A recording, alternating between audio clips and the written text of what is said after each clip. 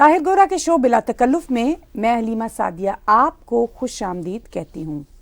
آج کے شو میں بات چیت کا آغاز ہم پاکستان کے کنٹرول والے کشمیر کی صورتحال سے کرتے ہیں، جہاں ہر طرف مظاہرے ہو رہے ہیں، لوگ مارے جا رہے ہیں اور وہاں کا کشمیر جل رہا ہے۔ پاکستان کے قبضے والے کشمیر کے ساتھ ساتھ پاکستان کے اندر بھی صورتحال کم تشویشناک نہیں، اس کا بھی جائزہ لیں گے۔ بھارت کے کشمیر میں بی جے پی نے لوک سبھا کے انتخابات میں کیوں اپنے امیدوار کھڑے نہیں کیے، اس کا جائزہ لیں گے۔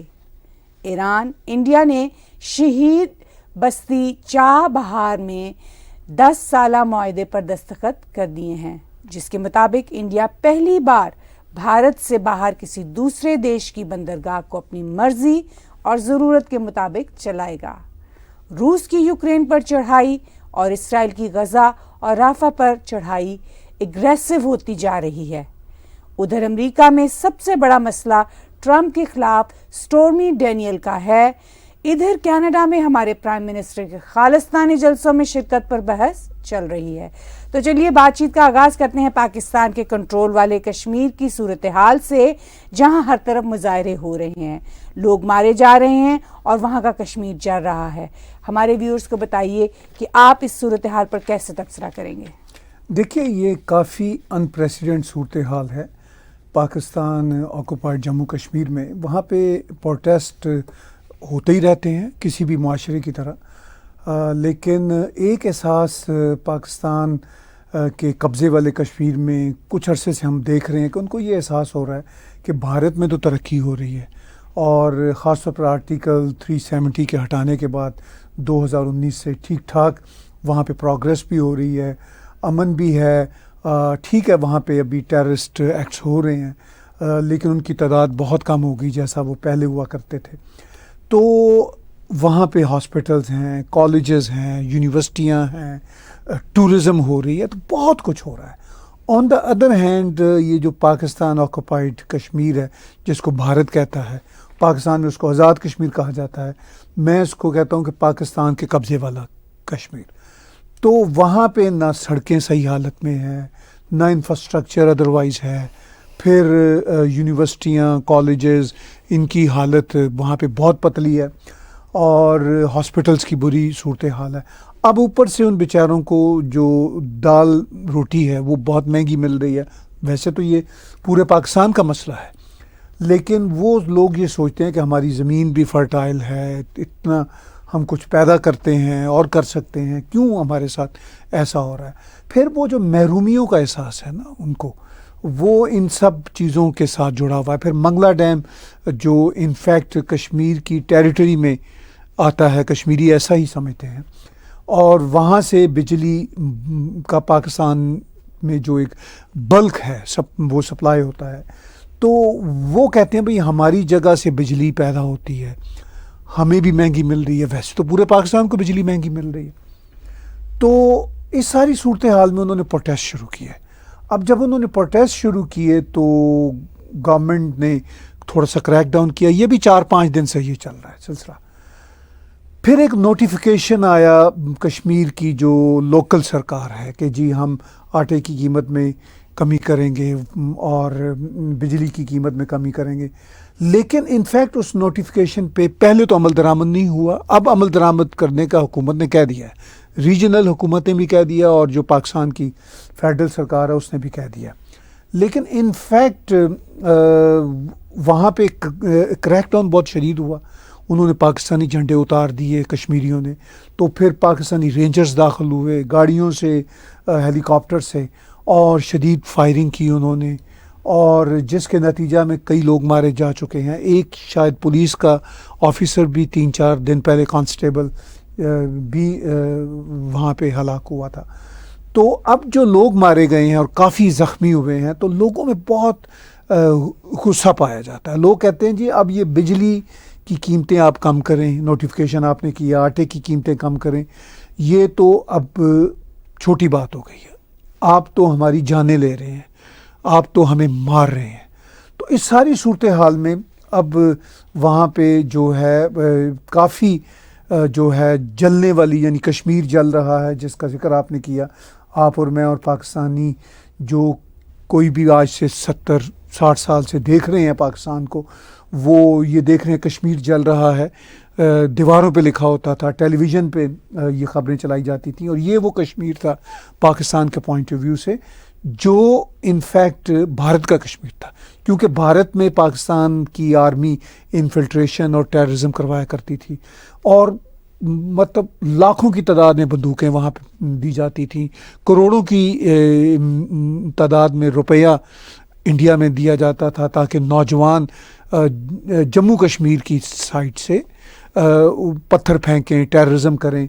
تو اس ساری صورتحال میں اب پاکستان یہ ہمیشہ سے کہتا رہا جی کشمیر جل رہا ہے وہاں کے حوالے سے، اب انفیکٹ پاکستان کے قبضے میں جو کشمیر ہے وہ جل رہا ہے، اس کی تصویریں لوگ دیکھ سکتے ہیں، نعرے سن سکتے ہیں، سوشل میڈیا بھرا پڑا ہے، تو کافی چیلنجنگ سچویشن ہے۔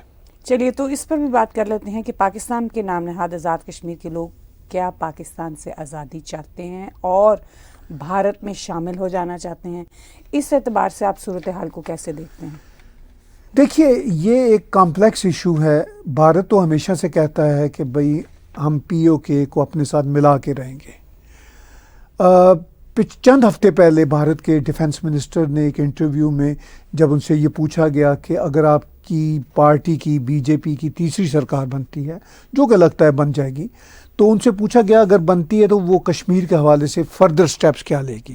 تو انٹرویو کرنے والے نے راجناتھ جی سے پوچھا کہ کیا وہ پاکستان کے آکوپائڈ جموں کشمیر کو قبضے میں لے لیں گے، تو انہوں نے کہا کہ وہ پاکستان آکوپائڈ جموں کشمیر کے لوگ خود ہی بھارت کے ساتھ ملنے کو تیار بیٹھے ہوئے ہیں۔ اب 2-4 دن پہلے ہی یہ جو پروٹیسٹ ہوئے ان کے کانٹیکس میں بھارت کے فارن منسٹر جے شنکر جی کہیں بات کر رہے تھے، تو انہوں نے اسی طرح کی بات جس طرح کی راجناتھ جی نے کی تھی، اسی طرح کی بات انہوں نے بھی کی۔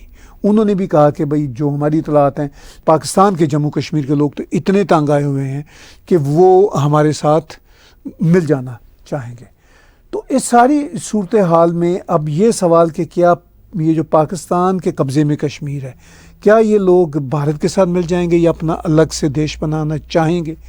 چاہنے کو تو ان کے کچھ لوگ الگ سے دیش بنانا چاہتے ہیں، لیکن وہ بن نہیں سکتا، اتنا چھوٹا سا علاقہ ہے اور اس کے وسائل بھی بہت کم ہیں، اور اس کے ساتھ ساتھ ظاہر ایک طرف بھارت ہے، بھارت بھی ایسا نہیں چاہے گا، پاکستان بھی ایسا نہیں چاہے گا، تو یہ تو ممکن نہیں ہے۔ یا تو وہ پاکستان کے ساتھ جیسے تیسے رہ رہے ہیں ویسے ہی رہتے رہیں گے، یا پھر وہ اگر اسی طرح ریوولٹ وہاں بڑھتا رہا تو وہ بھارت کے ساتھ مل جانے کی خواہش کا اظہار کریں گے، پھر بھارت کی آرمی آئے گی، مدد آئے گی۔ لیکن یہ بھارت کے لیے بھی مسئلہ ہے کہ یہ جو اس طرف کے پاکستان آکوپائڈ جموں کشمیر کے لوگ جو ہیں، ان کا بھی خاص طرح کا مائنڈ سیٹ بیچاروں کا بنا ہوا ہے، اس لیے کہ یہ بھی بھارت کے خلاف لڑتے رہے ہیں، ان کو بھی یہ چورن بیچتا جاتا رہا۔ تو یہ لوگ مائنڈ سیٹ کے اعتبار سے اب وہ ڈاماڈول رہیں گے، کنفیوز رہیں گے۔ لیکن یہ میں آپ کو بتا دوں کہ یہ جو پاکستان کے قبضے والا کشمیر ہے، اس کے لوگ کافی سمجھدار ہیں، پڑھے لکھے لوگ ہیں۔ جیسے ہمارے بشانی صاحب یہاں رہتے ہیں، یہاں پہ ممتاز صاحب رہتے ہیں، اور بھی میں بہت سارے کشمیری دوستوں کو جانتا ہوں جو پاکستان سے باہر بستے ہیں، بہت پڑھے لکھے لوگ ہیں، بہت پڑھے لکھے لوگ ہیں، اور اس کے ساتھ ساتھ سمجھدار لوگ ہیں۔ تو میں یہ سمجھتا ہوں کہ یہ جو لوگ ہیں یہ اپنا دیش تو بنا نہیں سکیں گے، الٹیمیٹلی جلد یا بدیر بھارت سے یہ ملنا چاہیں گے، بھارت کے ساتھ ملنا چاہیں گے۔ اور اب یہ بھارت پہ ڈیپینڈ کرتا ہے کہ بھارت کتنی بہادری کا مظاہرہ کرتا ہے، کتنی آگے انکریج کرتا ہے ان لوگوں کو کہ ان کو اپنے ساتھ ضم کر لے۔ چلیے اب آتے ہیں پاکستان کے قبضے والے کشمیر کے ساتھ ساتھ پاکستان کے اندر بھی صورتحال کم تشویشناک نہیں ہے۔ عمران خان کی جماعت نے پاکستان آرمی سے معافی مانگنے سے انکار کر دیا ہے، بلکہ تحریک انصاف کے لیڈر عمر ایوب نے پارلیمنٹ کے اندر اپنی تقریر میں آرمی کو لتاڑا ہے۔ کیا پاکستان میں کبھی استحکام دور و نزدیک آنے کا سلسلہ ہو سکے گا یا نہیں؟ دیکھیے پاکستان میں بھی جو صورتحال ہے سیاسی طور پر کافی تشویشناک ہے، کیونکہ یہ جو ابھی ہم پاکستان کے قبضے والے کشمیر کی بات کر رہے تھے تو وہ بھی بنیادی طور پر سیاسی بے چینیاں ہیں۔ ان کی پارلیمنٹ کے اندر اگرچہ پاکستان کی تمام پولیٹیکل پارٹیز کے سیکشنز موجود ہیں، مگر اس کے باوجود on top of those political views ان کے اپنے بھی کچھ ویوز ہیں. کشمیر کی میں بات کر رہا ہوں. اسی طرح پاکستان کی یہ جو اپنی پروونسز ہیں، جو اسمبلیاں ہیں جیسے KPK، ان کے اپنے کچھ انڈیپینڈنٹ ویوز ہیں. بلوچستان میں انسرجنسی بھی ہے اور انڈیپینڈنسی کی موومنٹ بھی 70 سال سے چل رہی ہے، تو ان کے بھی اپنے کچھ ویوز ہیں. اور اسی طرح سندھ کی اسمبلی میں MQM کا ایک طبقہ ہے اور ایک سندھی لوگوں کا طبقہ ہے. سندھی جو نیشنلسٹ ہیں وہ تو خیر میرے خیال ہے اسمبلی میں اس وقت کوئی نہیں ہے، صرف یہ پیپلز پارٹی کے لوگ ہیں جو پاکستان کی ریاست کے ساتھ رہنا چاہتے ہیں اپنے مفادات کی بنا پر. تو اس ساری صورتحال میں پاکستان کے اندر بھی پاکستان کے آکوپائڈ کشمیر جیسے حالات اور اسی طرح کی بے چینیاں ہیں پاکستان کے تمام صوبوں میں بھی. سو مچ سو اب تو وہ پنجاب میں بھی آ گئی ہیں. آپ نے ابھی ذکر کیا عمران خان کی جماعت سے، جو ظاہر ہے زیادہ تر پنجاب میں ان کا عمل دخل ہے اور حکومت ان کی KPK میں ہے. دونوں صوبوں میں ان کا کافی عمل دخل ہے.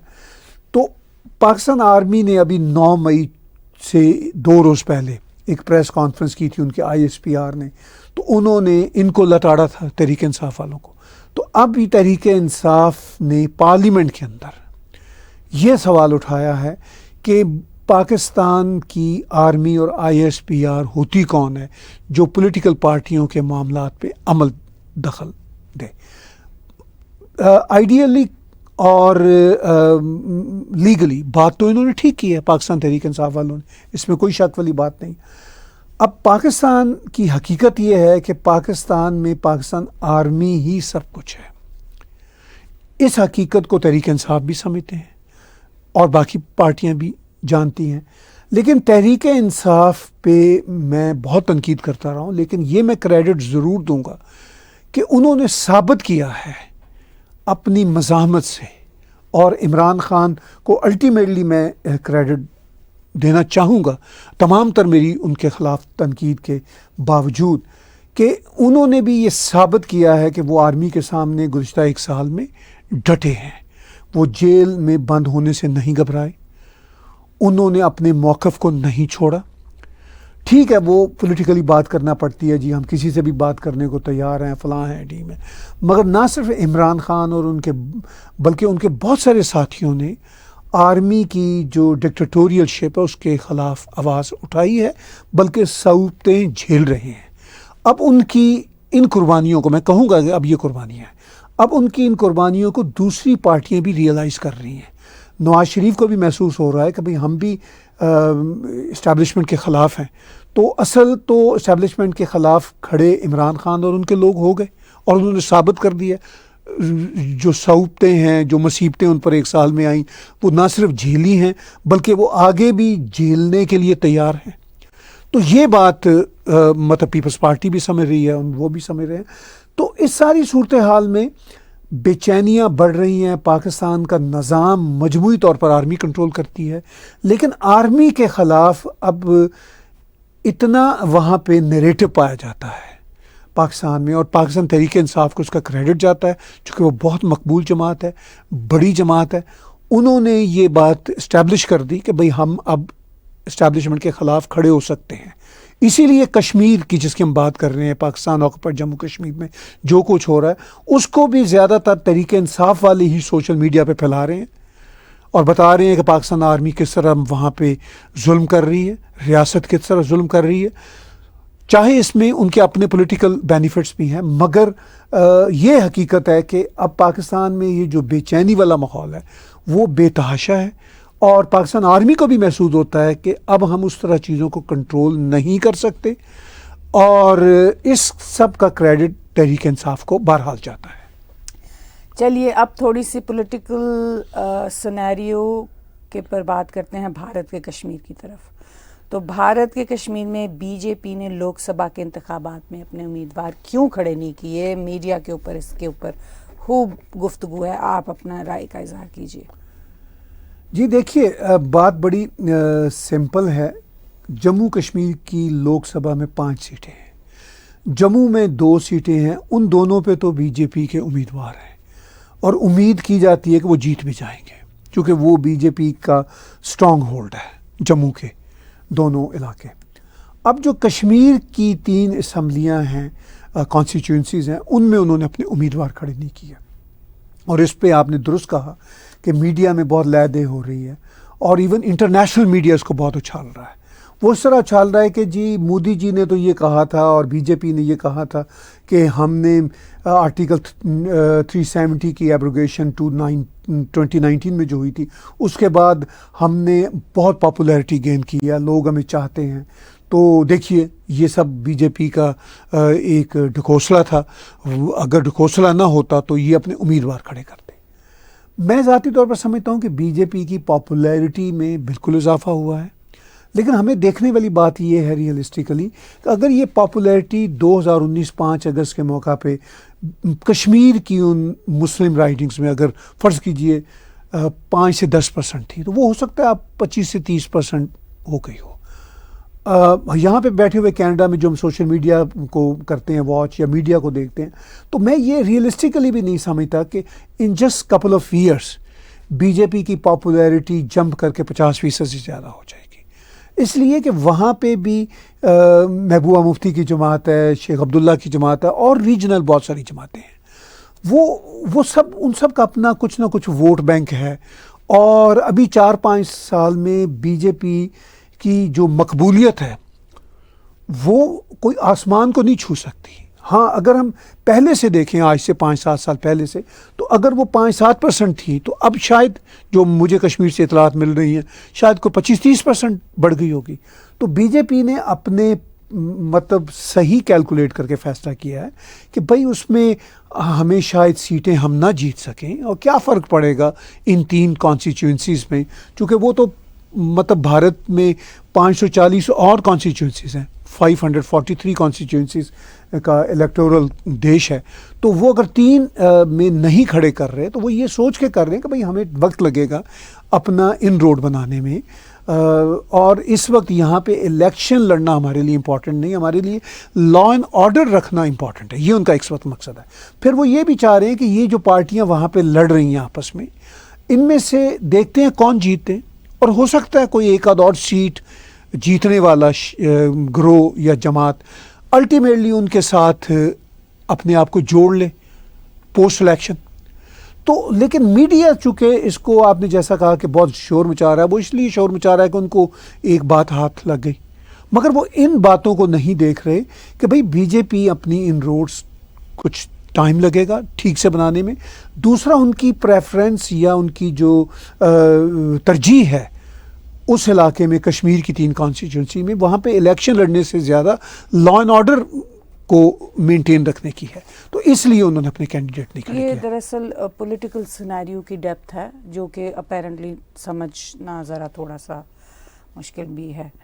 ایران انڈیا کے بیچ ایک تاریخی معاہدہ ہوا ہے. ایران انڈیا نے شہید بستی چابہار میں 10 سالہ معاہدے پر دستخط کیے ہیں جس کے مطابق انڈیا پہلی بار بھارت سے باہر کسی دوسرے دیش کی بندرگاہ کو اپنی مرضی کے مطابق چلائے گا. یہ خبر پاکستان پر تو بجلی بن کر گری ہوگی کیونکہ بھارت کی سینٹرل ایشیا اور سینٹرل ایشیا کے ذریعے یورپ کی منڈیوں تک براہ راست ایک ایکسیس ہو جائے گی. تو آپ اس صورتحال کو اس پہ کیا تبصرہ کریں گے؟ دیکھیے بڑا امپورٹنٹ کویشچن اور بڑی امپورٹنٹ ڈیولپمنٹ ہے. ابھی ریسنٹلی ایران کے پریزیڈنٹ نے پاکستان کا دورہ کیا اور پاکستان نے ان کے نہ چاہنے کے باوجود بھی کشمیر کی ایک اسٹیٹمنٹ پہ جو انہوں نے اپنی دونوں دیشوں کی ایک جو ہوتی ہے کامن اسٹیٹمنٹ جس میں اور بھی کئی باتیں تھیں پر دستخط کرا لیے, اس میں کشمیر کا بھی ذکر تھا. تو اس پہ پاکستان میں کافی بغلیں بجائی گئیں کہ دیکھیے ہم نے کشمیر کے حوالے سے اپنا نیریٹو ایران سے بھی منوا لیا. حالانکہ اس سے پہلے بھی ایران نے پولیٹیکلی وہ 1-2 اور موقعوں پہ مانا ہوا ہے.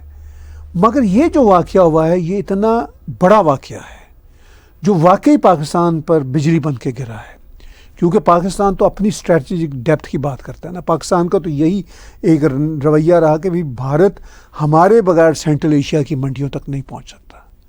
تو اب بھارت نے پاکستان کو بائی پاس کر کے ڈائریکٹ جو بندرگاہ ہے چابہار کی جس پہ بندرگاہ پہ تعمیر کا کام ایک لمبے عرصے سے ہو رہا تھا، بھارت اور ایران کا جوائنٹ وینچر تھا. اب ایران نے اس بندرگاہ کی سپردگی بھارت کے حوالے کر دی اور کہہ دیا کہ بھئی آپ اس کو آپریٹ کریں انڈیپینڈنٹلی. اور یہ واقعی پہلی بار ہوا ہے کہ بھارت اپنے دیش سے باہر کسی بڑی پورٹ کو انڈیپینڈنٹلی آپریٹ کرے گا. اب اس سے کیا ہے کہ افغانستان تک بھی ایکسیس ہو سکے گی، چونکہ وہ گوادر بھی پاس ہی ہے اور گوادر کے اس پار افغانستان کی سرحد بھی ہے. خیر افغانستان تو نہیں لگتا اس کو سمندر پہ، مگر اس بندرگاہ سے جو براہ راست ایکسیس ہوگی وہ سینٹرل ایشیا کی ریاستوں کو ہوگی. سینٹرل ایشیا کی ریاستوں سے یہ ہوتا ہوا ترکی اور یورپ تک آگے بھارت کو ایکسیس ہو جائے گی، اپنی گڈس کو وہاں تک پہنچانے کے حوالے سے بھی اور وہاں کی گڈس بھارت میں لانے کے حوالے سے بھی. تو یہ بہت بڑی اسٹریٹجک ڈیپتھ ہے جو انڈیا کو مل گئی ہے.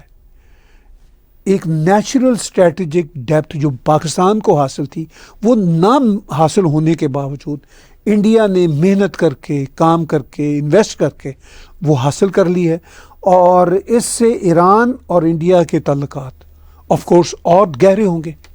اور پاکستان کا یہ جو خواب ہے کہ ہم ایران کو بھارت کے خلاف کہیں کہیں اکسا سکیں گے یا اس طرح کی چیزوں میں الجھا سکیں گے، تو ایران ہو سکتا ہے آئندہ بھی کبھی کشمیر پہ پاکستان والی اسٹیٹمنٹ پہ جیسے پبلک کنزمپشن کی خاطر ہاں یا نہ کر دیں. مگر پریکٹیکلی ایران نے بھارت کے ساتھ آن بورڈ ہونے کا اعلان کیا ہے اور اس پہ کام بڑے لمبے عرصے سے ہو رہا تھا.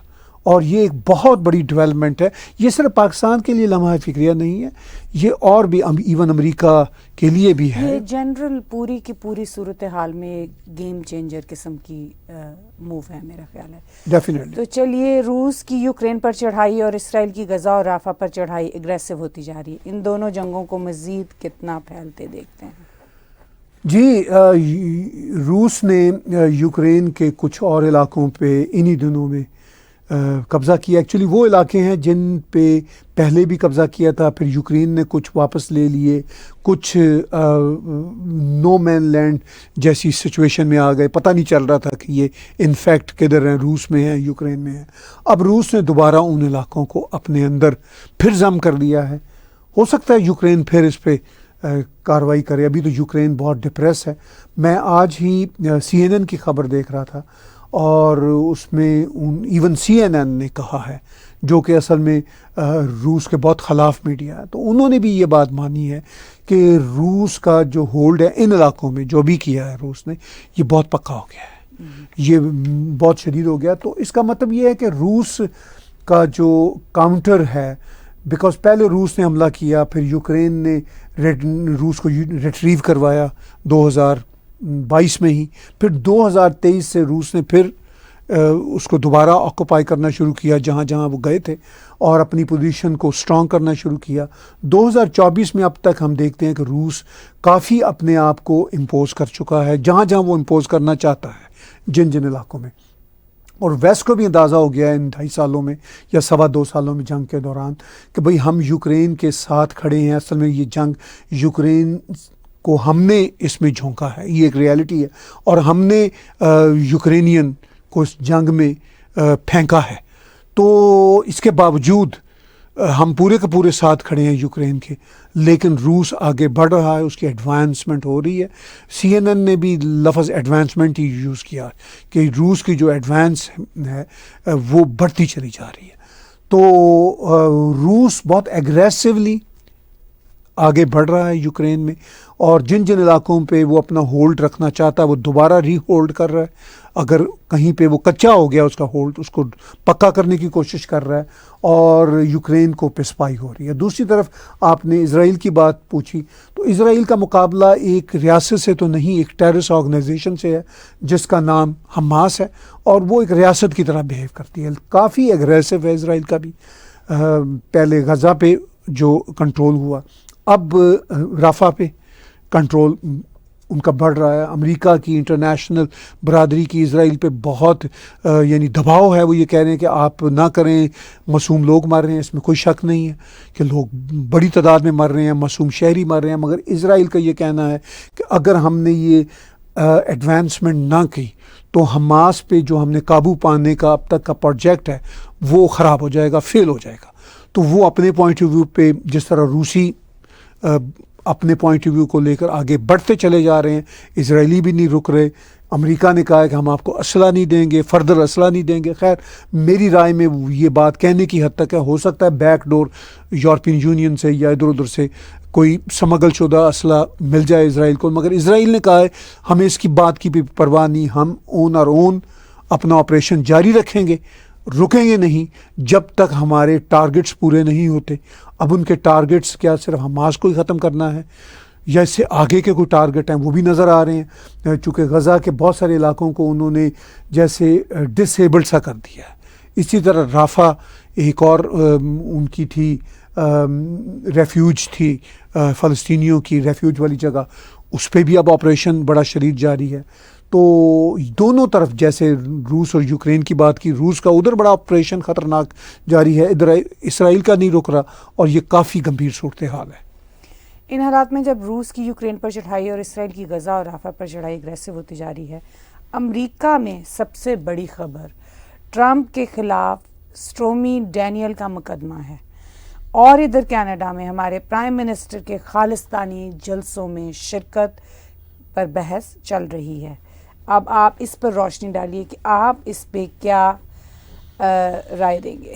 دیکھیے آپ نے بہت انٹرسٹنگ ایلیمنٹ نکالا کہ ابھی ہم بات کر رہے تھے کہ روس کی یوکرین پہ جو چڑھائی ہے وہ کتنی اگریسو ہو رہی ہے, اسرائیل کی غزہ اور رافع پہ کتنی چڑھائی اگریسو ہو رہی ہے, اور یہ ویسٹرن ورلڈ امریکہ ہو, کینیڈا ہو, یورپین یونین ہو, یہ اس پہ بہت واویلا مچا رہے ہیں اپیرنٹلی. مگر میں یہ سمجھتا ہوں کہ یہ صرف واویلا مچا رہے ہیں. ایک طرف تو امریکہ انڈائریکٹلی اور ڈائریکٹلی دونوں اعتباروں سے اسلحہ اور مدد پوری کی پوری اسرائیل کو دے رہا تھا اور دے رہا ہے اور آگے بھی دے گا, تمام تر اعلانات کے باوجود. کچھ روک دے گا مگر مطلب کسی نہ کسی ذریعے سے ان کو ملتی رہے گی. اسرائیل ان کا انکنڈیشنل الہ ہے, اس کو مدد ملتی رہے گی. کسی صورت بھی امریکہ اور ایون کینیڈا بھی اسرائیل کو ٹربل میں آتا نہیں دیکھ سکتے, اور اسرائیل کا جہاں پہ جائز مقام ہے وہ واقعی ان کی مدد کرنی چاہیے, یہ میں بھی کہتا ہوں. لیکن اسرائیل کی جو ڈسپرپورشنیٹ اٹیک ہے وہ اپنی جگہ پہ ایک کنسرن انٹرنیشنل برادری کا ضرور ہے, مگر وہ کنسرن اپنی جگہ پہ. اب آپ نے ذکر کیا کہ ان حالات میں امریکہ میں سب سے بڑی خبر ڈونلڈ ٹرمپ پہ سٹورمی ڈینیل کا مقدمہ ہے. اب وہ مقدمہ جو ہے وہ یعنی اس سے بڑی خبر ہے. جن یوکرینین کو جنگ کا ایندھن بنایا امریکہ نے وہ چھوٹی خبر ہے, اور یہ جو خبر ہے ایک سیکس سکینڈل یا ایک خبر جو یہ ان کے لیے ایک بڑی خبر ہے. وہ شاید اس لیے بھی بڑی خبر ہے کہ وہ نہیں چاہتے امریکہ کی یہ والی رجیم کہ ڈونلڈ ٹرمپ دوبارہ ری الیکٹ ہو. اگر وہ دوبارہ ری الیکٹ ہوتا ہے تو یوکرین میں جو ان کا پلان ہے, جو اس طرح جو بائیڈن آگے چل رہے ہیں, پیسہ دے رہے ہیں, وہ کافی متاثر ہوگا, کسی حد تک ختم ہو جائے گا. ہاں اسرائیل میں پلان ڈونلڈ ٹرمپ کے آنے کی صورت میں اور آگے بڑھ جائیں گے. وہ تو انکنڈیشنل فرینڈ ہے اسرائیل کا, یہ بات اپنی جگہ پہ طے ہے. تو ڈیپ اسٹیٹ کو, امریکہ کی ڈیپ اسٹیٹ کو یہ دونوں باتیں قبول نہیں ہیں کہ اسرائیل کی سپورٹ ٹھیک ہے ہونی چاہیے, وہ یہ سوچتے ہیں, مگر انکنڈیشنل نہیں ہونی چاہیے. جو ڈونلڈ ٹرمپ کرے گا اس لیے اس کو روکنا چاہتے ہیں. اسی طرح ڈونلڈ ٹرمپ یوکرین کے معاملے میں یوکرین کو روکے گا اس جنگ سے, یہ بھی ڈیپ اسٹیٹ نہیں چاہتی. تو ایک بہت ہی جسے کہتے ہیں نا چیپ قسم کے مقدمے میں ڈونلڈ ٹرمپ کو پھنسایا ہوا ہے, اور اس کا مقصد کیا ہے کہ کسی طرح سے کورٹس اس کو نااہل قرار دے دیں اور وہ الیکشن نہ لڑ سکے. تو اپیرنٹلی یہی لگتا ہے کہ دنیا کی بہت بڑی بڑی جنگوں میں اتنے بڑے مسئلے کے باوجود اتنے چھوٹی سی بات دیکھیے ان جنگوں کے مقابلے میں ڈونلڈ ٹرمپ کا جو معاملہ ہے اسٹارمی ڈینیل کے ساتھ، وہ تو بہت چھوٹا ہے نا ان جنگوں کے مقابلے میں، اس کی خبر زیادہ بڑی ہے. اب آپ کینیڈا کی بات کر رہی تھی، اب آپ کینیڈا میں دیکھ لیجیے، کینیڈا بھی ان دونوں مسئلوں پہ، روس یوکرین اور اسرائیل غزہ کے مسئلہ پہ وہی موقف رکھتا ہے جو امریکہ رکھتا ہے. لیکن یہاں پہ ہمارے پرائم منسٹر جسٹن ٹروڈو صاحب کا سب سے بڑا جو مسئلہ ہے یا سب سے بڑی جو انٹرٹینمنٹ ہے، وہ جاتے ہیں خالصتانی جلسوں میں، محفلوں میں، وہاں جا کے خالصتان زندہ باد کے نعرے سنتے ہیں اور مسکراتے ہیں. خود ان کی پاپولیرٹی جسٹن ٹروڈو صاحب کی کینیڈا میں کافی نیچے آئی ہوئی ہے، اور وہ یہ چاہ رہے ہیں کہ اس طرح جو ہماری ایتھنک کمیونٹیز ہیں ان کی مدد لے کے اپنی پاپولیرٹی کے گراف کو آگے بڑھائیں. جسٹن ٹروڈو کو اندازہ نہیں کہ وہ ان ایتھنک کمیونٹیز کے ہاتھوں کھیل رہے ہیں. وہ اتنی سمارٹ ہیں، وہ شاید ان کو ووٹ بھی نہ دیں اگلے الیکشن میں، اور جس طرح چاہیں جسٹن ٹروڈو سے مسکراہٹ حاصل کر لیں، اسٹیٹمنٹ حاصل کر لیں. دراصل تو یہ ہے یہاں کا لگتا ہے معاملہ. کہ یو ایس کینیڈا کا دراصل الیکشنز کے اوپر زیادہ فوکس ہے، اور اس سے واقعی صورتحال پوری دنیا کے اوپر امپیکٹ بھی ذرا اور طرح کا آئے گا. بلا تکلف تبصرے کرنے کا بہت بہت شکریہ. آج کا بلا تکلف شو طاہر گورا اور میرے ساتھ دیکھنے کا بہت بہت شکریہ. آپ ہمارے ٹیگ ٹی وی کے یوٹیوب چینل کو سبسکرائب کیجئے. ہمارے اسی چینل پر موجود ڈونیٹ کے بٹن کو دبا کر آپ پیٹریان، پے پال یا کریڈٹ کارڈ کے ذریعے ڈونیٹ کر سکتے ہیں.